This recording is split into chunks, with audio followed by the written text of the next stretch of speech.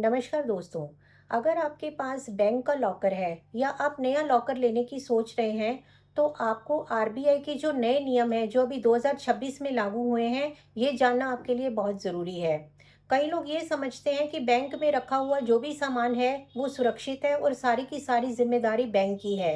लेकिन बैंक में तो ये नियम लागू नहीं होते। तो क्या है नए नियम, ये जानने के लिए आप इस वीडियो में हमारे साथ अंत तक बने रहें।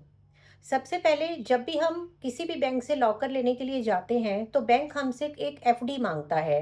और उस एफडी की वैल्यू कितनी होनी चाहिए? उस एफडी की वैल्यू उतनी होनी चाहिए जितना बैंक का सालाना किराया है। यानी कि 3 साल का बैंक का सालाना किराया। और अगर जो भी लॉकर ऑपरेट करने का खर्चा है उतने अमाउंट की बैंक आपसे एफडी मांग सकता है।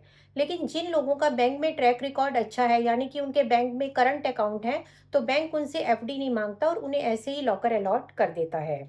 अब बैंक के लॉकर में आप क्या रख सकते हैं? बैंक के लॉकर में आप ज्वेलरी रख सकते हैं, गोल्ड रख सकते हैं, इंश्योरेंस पॉलिसी रख सकते हैं, विल रख सकते हैं और अपने इम्पॉर्टेंट डॉक्यूमेंट रख सकते हैं। जब भी आप ज्वेलरी या गोल्ड लॉकर में रखें तो उसकी डिजिटल फॉर्म में फ़ोटो खींचकर अपने पास रखें। और अगर आप प्रॉपर्टी के पेपर या पॉलिसी कॉपी रख रहे हैं तो उसको आप लेमिनेट करा कर रखें, जिससे कि आपके पेपर ख़राब ना हो। प्लास्टिक की शीट में होंगे तो आपके पेपर जो है वो सेफ रहेंगे।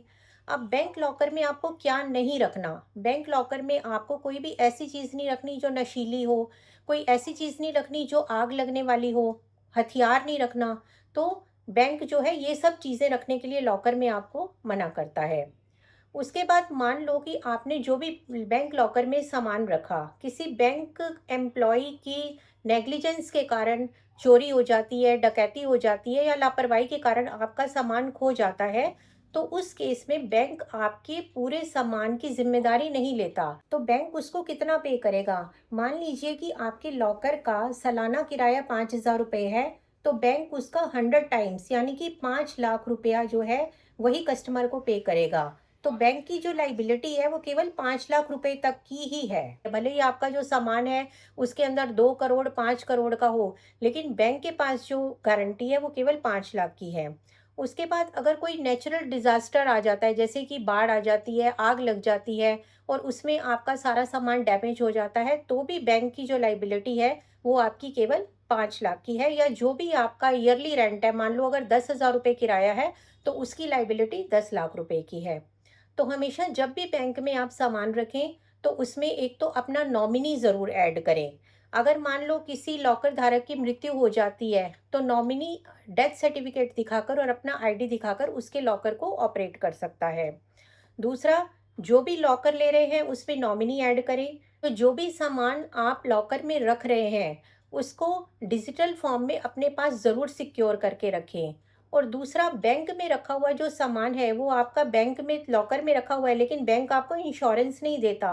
तो जब भी आप कोई भी अपने घर का इंश्योरेंस कराते हैं तो उसके साथ ज्वेलरी का भी इंश्योरेंस करा कर रखें, ताकि कल को कोई भी ऐसी मिसहैपनिंग हो जाती है, चोरी हो जाती है, तो आपको सारा का सारा जो कॉम्पनसेशन है वो इंश्योरेंस कंपनी भी दे सकती है।